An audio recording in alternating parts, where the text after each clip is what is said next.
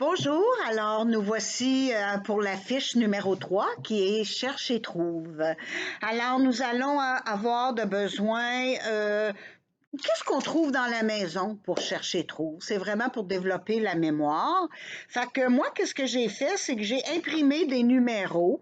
Hein? L'enfant peut apprendre les numéros en même temps.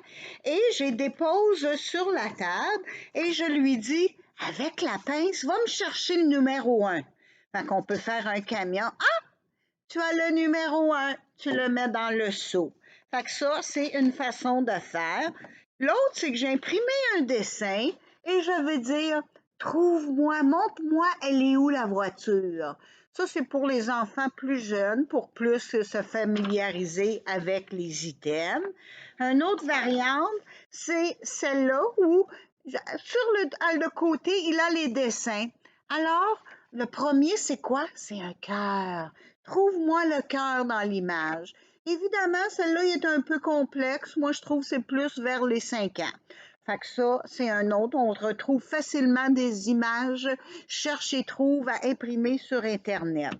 L'autre que je fais beaucoup, moi, à la garderie avec les enfants, c'est que j'ai des items différents et je mets un linge à vaisselle pour couvrir le tout. Je demande aux enfants de bien observer. Là, je cache et je vais en éliminer un.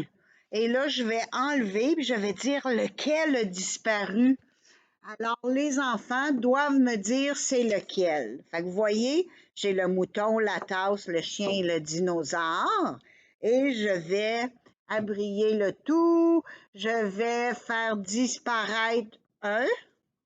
Et là, on va me dire c'est quel qui a disparu. Eh oui, c'est le chien. Non, c'est pas le chien, c'est le dinosaure. Alors, on peut faire ça avec les items aussi dans la maison. Aller me chercher la boîte de mouchoirs, essayer de me trouver une pomme. Fait que c'est ça, c'est pour faire un chercher-trouve pour développer le sens de l'observation.